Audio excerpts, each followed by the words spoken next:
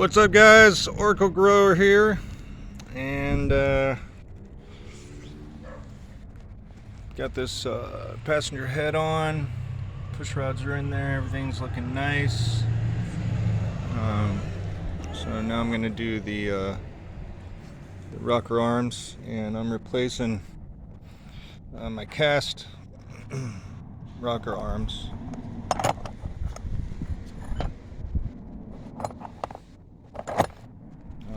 With new 6.5 rocker arms from Unique Diesel. So I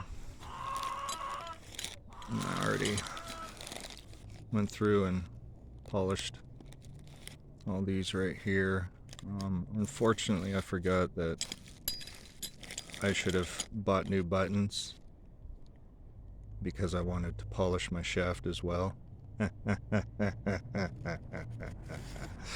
No, really though, I did want to break off the new buttons, pull the rockers off, and then polish the inside of the rocker arm right here where it rubs on the metal, and then polish the metal also. I can do that at a different time, I guess. At least it's right on the top, so whatever.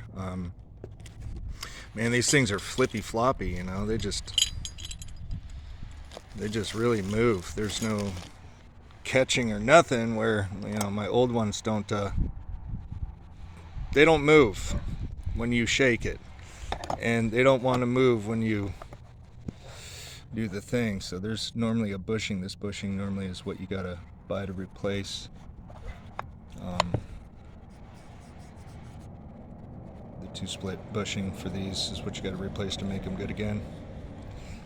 Which I'll probably end up doing and keeping these as a spare, because these cast rocker arms for the 8182 are, you know, great.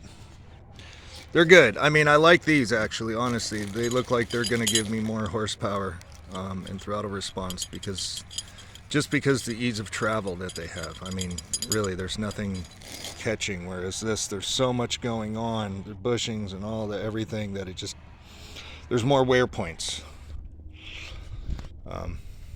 What's that over there? You wouldn't even believe it, but my freaking buddy bought a K10 6.2 diesel. Sweet, right? That's so sick, dude. He couldn't stand having to listen to me talk about my 6.2 all day long, so he went out and he's like, fucking A, dude. I'll just give in. It's a flatbed. It's dope as fuck. Anyways.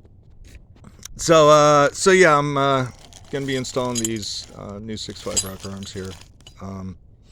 And then you want to go around and you want to get assembly lube into all of this, all of these cracks where it's riding, assembly lube on here, assembly lube on the tips, right? So that way when you put it in, there's nothing that's just bare metal, dry and hitting, but you want where it sits, the surface there, to be dry, right? So let me do a pause and let me get these on there. So, all right. And then when you lube it up, you know, you want to make sure that you get plenty of assembly lube on the rockers here. That way they aren't rubbing metal to metal along the shaft when you're trying to start it, especially after all the fuel being out. So I'm going to put a little bit more down along in the centers there, and then where the push rods go into. I got that one on already, so looking sweet. Significantly different than that. So, alright, so I'm going to go ahead and finish this up.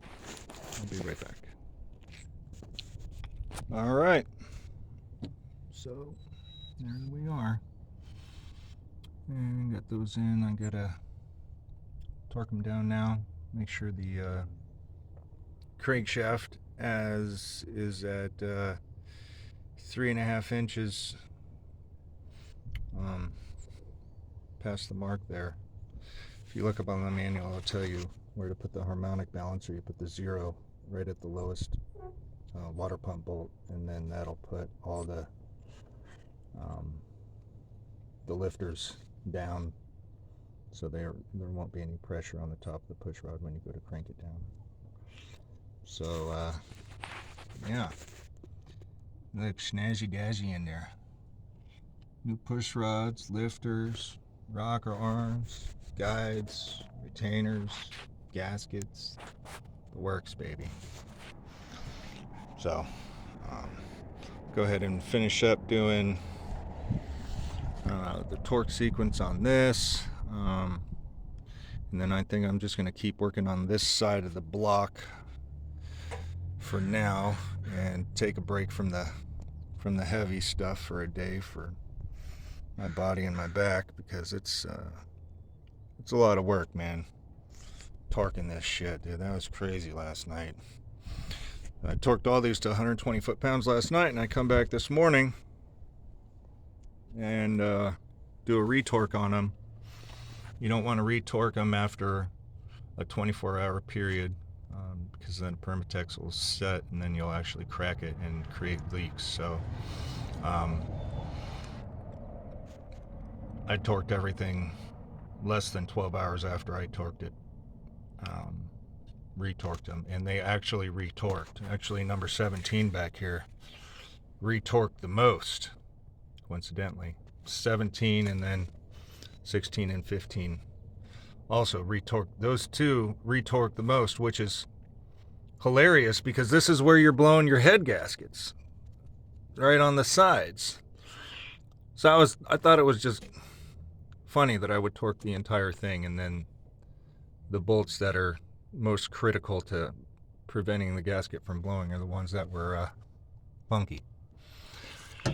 Alright, so anyways, I'm going to finish up here, torque those down, and then I'll get my new that valve covers for the other side, and I got this valve cover for this side. That's a 6.5 valve cover. So I'll get going, finishing up, putting this all back together, and then maybe I'll start on the other head and start doing my deshrouding and coating and stuff. All right, there it goes.